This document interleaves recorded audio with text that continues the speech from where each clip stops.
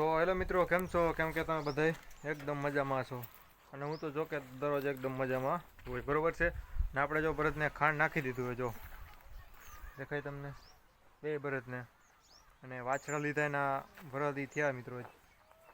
અને એને આપણે બીટ, ગાજર, મૂળા અને એ બધું પાલક ને એ બધી વસ્તુ આપણે ખવડાવવાની છે. કોબી ને બધું વધે ને એ બધું બળદને ખવડાવી દેવાનું, વિટામિન વાળી વસ્તુ. અને જ્યાં માંડવી છે, સોરી મિત્રો, આ પાલો છે. પાલામાં આપણે આખરું વીણું હોય, પછી એમાં વધારે પોપટા ને એવું, જો કે વણ વધારે નથી કર કે એવું વીણું, પોપટા ને એવું બધું થોડું થોડું જવા દીધું હોય. આ બધી નાના વાછડા છે તો આપણે એવું બધું ખવડાવી તો કંઈક આમ એને તાકાત આવે, નકર કંઈ તાકાત આવે નહીં. કારણ કે જિંદગીથી કોઈ પણ વસ્તુને જિંદગીથી તમે સારવાર કરો ને મોટી થઈને તો એને વાંધો ન આવે. એટલે જો આ બેયને હારે ખાંડ મેલ્યું છે, હમણાં કોણ મોર ખૂટાડી હું તમને કહીશ, બરાબર છે. આપણે બધી દવા આપણે છાંટવાની છે, ચાલો તમને બતાવું. અને જો અત્યારના પોરમાં જો દેખાય તમને, કોયલ આવી ગઈ છે. જો તમને જો કે આમાં કેમેરામાં નહીં હરખું દેખાય, જો દેખાણી શું લેવા. હા જો આ પપૈયા છે મારે હાઇબ્રિડ, અને એમાં જો બી કાઢતો આપણે ઉનાળાની તૈયારી કરવાની છે. અને આમાં જો પપૈયા કેટલા બગડી ગયા, જો ઓલા બગડી જ ગયા, ટૂંકમાં ખરી ગયા. જો બધે આ ખાઈ જાય કોયલું ને બધે ચકલા. જો અહીંયા પડ્યું છે, અહીંયા બે ત્રણ પડ્યા છે, એક પાછું ઝીણકુકડું અહીંયા પડ્યું છે.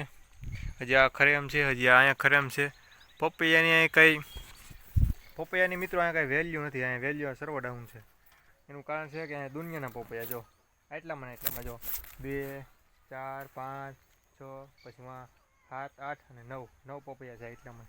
આગળ તો મેં તમને બતાવ્યા નથી, બરાબર છે. અને જેને જોતા હોય ફ્રીમાં અહીંયા આવીને લઈ જાય, હું કોઈ દેવા નહીં આવું, મહેરબાની કરીને પ્લીઝ, બરાબર. જોતા હોય એટલે અહીંથી લઈ જાય.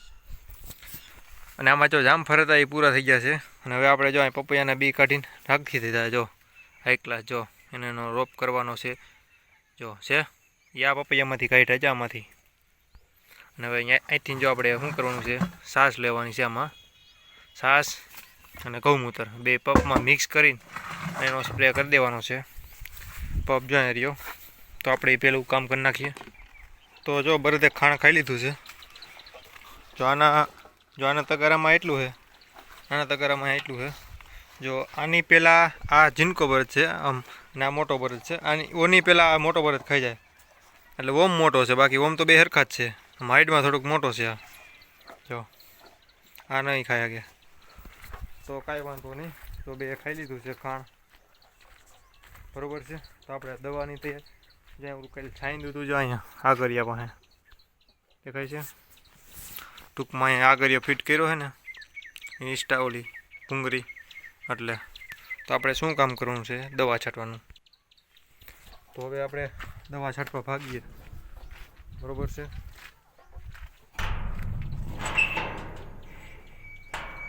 બંધ તો થઈ ગયું, વાંધો ન આવ્યો, અને ખાઈ દીધું એટલે. તો પહેલાં હું તમને ઘઉં બતાવી દઉં હાઈ ક્લાસ. જો એકદમ ક્વોલિટીવાળા ઘઉં.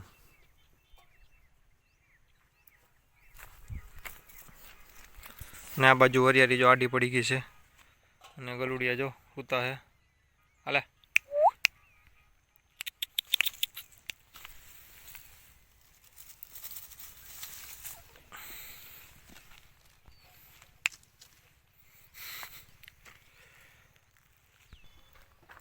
તો બળદે ખાણ ખાઈ લીધું છે.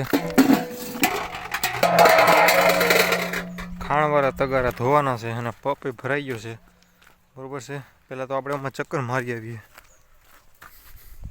અને જો હવે ફૂલ આવવાની શરૂઆત થઈ ગઈ. જો માગસર મહિનામાં મિત્રો ફૂલ આવ્યા. ક્યારે? માગસર મહિનામાં રહે. જેઠ આપણે કીધું ઉનાળા આપણે જેઠ મહિનો બેહે ને ત્યાં ઠેઠ વાવ્યા છે આપણે. જેઠ અષાઢ શ્રાવણ ભાદરવો આહુ, બરાબર છે. કારતક ને માગસર કેટલા મહિના થયા?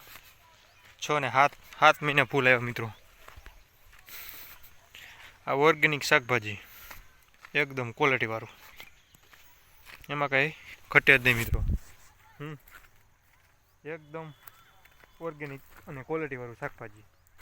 આ બધું લસણ, મેથી, કોથમીર એના પછી પાલક, પાલક પછી ગાજર, ગાજર પછી બીટ, પછી અહીંથી વટાણા, વાલ અને પાછા બીટ, પછી ટમેટી અને રીંગણા, પછી મરચી, 2 જાતની વાલર, બરાબર છે, અને વાલ શિયાળું અને બીટી બે. પૂરું થઈ ગયું. આપણે જ્યાં કોબીનો રોપ કર્યો છે ત્યાં પડી ગઈ હોત ને રાખીએ, પણ એ જોઈ એવો જો થયો નહીં. અહીંયા હાથે એક એટલે જો બરાબર પગ દઈને ભાંગી નાખ્યા છે. કાંઈ વાંધો નહીં, આપણે બીજી કોબી કરી નાખીશું. એમાં શું હોય, આપણે એક દિવસ અથવા તો અઠવાડિયું આપણે હારી ગયા, બરાબર છે. આખી જિંદગી તો આપણે હારી ગયા. અત્યારે માણસોને વાતમાં બહુ ક્રોધ ચડી જાય, એટલે મહેરબાની કરીને ક્રોધને તમે શાંત રાખો, બરાબર છે. આપણે એમ થાય કે કાંઈ વાંધો નહીં, એક વરસ હારી ગયા હોય, પછી આવતા વર્ષે એમ થાય મહેનત કરી તો બીજા વર્ષે એવું થાય, ત્રીજા વર્ષે એવું થાય. કાંઈ વાંધો નહીં મિત્રો, વરસ હારી જાય, 2 વર્ષ હારી જાય, 5 વર્ષ હારી જાય, ક્યારેક તો પછી આપણે આમ ભગવાન જોવે ને. અને જો આ વ્હાઈટ ચીણા ધોરા એ તમને બતાવી દઉં. જો એક કેરો કર્યો છે અને એમાં 5 કેરા, સોરી મિત્રો 5 કેરા નહીં, 5 હાયરું કેરી છે. જો આમાં બધે 4 છે. આ તો વર્ષો વાવી જ છે.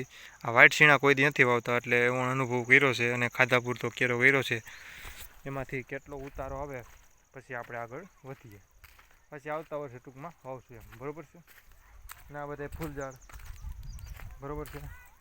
મીઠો લીમડો અને રાવણા બધી વસ્તુ છે. વાડીએ ટૂંકમાં કાંઈ ઘટે એમ છે નહીં. અને ઓર્ગેનિક ખાતર, જો આ ઓર્ગેનિક ખાતર બનાવું છું, દેશી છાણ, બરાબર છે. બોલે તો જો આ વરદીનો ઉકેળો છે, વરદીમાં આવડો થઈ ગયો જો. ને ટ્રેક્ટર હોય આપણે બળદ કાઢી નહીં ખાવ, બરાબર છે. તમને વાત કરું છું, બળદ કાઢી નહીં ખાવ, ટ્રેક્ટર હોય તો દેશી છાણ ગોતવા જવું પડે, બરાબર છે. ઢોર હોય તો વાંધો આવે. અને જમીનની જો બ્રાન્ડર રહીએ, ઓલું તમારે કહું ને પછી ઓલું ઉરિયા ને DAP ને NP ને બધું એવું નાખવાનું રહીએ. એટલે મહેરબાની કરીને તમારે ઢોર 1-2 રાખવાના જ, કારણ કે તો ઓર્ગેનિક ખાતર અને દેશી થાય, નકર થાય નહીં. તો મિત્રો હવે દવા છાંટી નાખું, અને હવે મારે થોડું કાંઈ શનિવારે છે, મંદિરે જવાનું છે, થોડુંક કામ છે. તો ફરી પાછા આપણે નેક્સ્ટ વિડીયોમાં મળીએ. તો જય જવાન, જય કિસાન.